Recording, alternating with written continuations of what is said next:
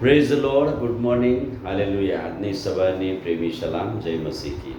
મિત્રો, આપણે પ્રભુ ઈસુના 40 દિવસોના જે દર્શનની વાત આપણે શીખતા આવ્યા છે. પુનરુત્થાન પછી પ્રભુ 40 દિવસ એના શિષ્યો અને લોકોને પોતે જીવંત ઈશ્વર છે એ બતાવે છે, સાબિતી સ્વરૂપે, દર્શન સ્વરૂપે.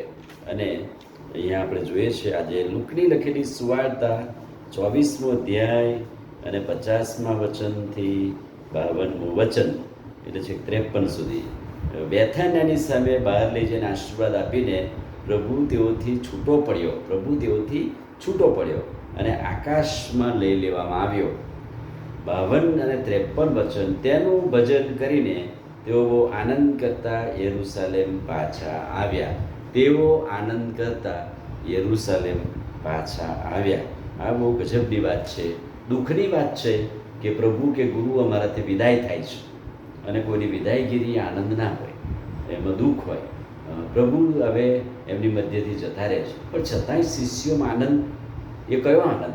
અને એટલા માટે તેઓ વિદાય લેતા આનંદ કરે છે અને કે છે તેઓ ભજન કરીને બહુ આનંદ કર્યું અને યરૂશાલેમ પાછા વળ્યા.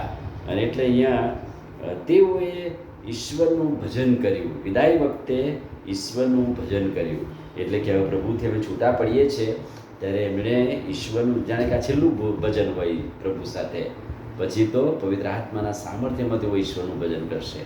પણ અહીંયા તેઓ પ્રભુ સાથે ભજન કરે છે. પછી બહુ આનંદ કર્યો એમણે, જાણે કે હવે છૂટા પડીએ છીએ ત્યારે આનંદ સહિત ભેટીને જાણે છૂટા પડીએ છીએ એવી વિદાયની વાત. અને યરૂશાલેમ પાછા આવ્યા. હવે બાપનું વચન છે કે તમે યરૂશાલેમ મારી રાહ જોજો, પવિત્ર આત્મા આવે ત્યાં સુધી. અને અહીંયા કહે છે કે તેઓ યરૂશાલેમ પાછા વળ્યા. તેઓ નિત્ય મંદિરમાં ઈસુની સ્તુતિ કરતા હતા.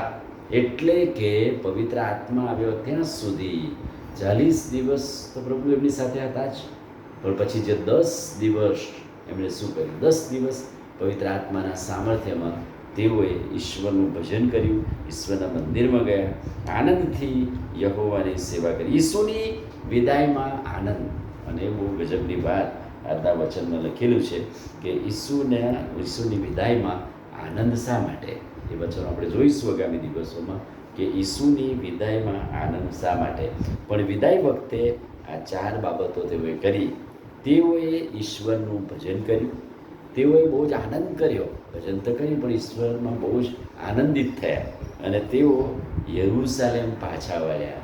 યરૂશાલેમ રહેજો, ત્યાં પવિત્ર આત્માનું સામર્થ્ય આવશે અને તમે ગામે ગામ, શહેરે શહેર સુવાર્તા પ્રગટ કરશો અને નિત્ય મંદિરમાં ઈશ્વરની સ્તુતિ કરતા હતા. વલવ વિદાય એ આનંદમાં ફેરવાઈ ગઈ. તો શાનો આનંદ? શિષ્યોને શાનો આનંદ? આપણે કાલે જોઈશું કે કયા કયા આનંદ સાથે તેઓ છૂટા પડ્યા. વિદાય લીધી, પ્રભુ એમનાથી વિદાય થયા, પણ શિષ્યો આનંદ સહિત છૂટા પડ્યા. અને એ આનંદ કયો હતો એ હવે આપણે જોઈશું. આમીન. પ્રાર્થના કરીએ. ભલા પ્રભુ, આજે સવારે તમારા અદ્ભુત ખાતરીદાયક વચનને માટે આભાર. વચનના પ્રકાશમાં અમને દોરો, અમને તમારું સામર્થ્ય આપો. પ્રભુ ઈસુના નામમાં માંગીએ છીએ, સાંભળો અને માન્ય કરો. આમીન. God bless you.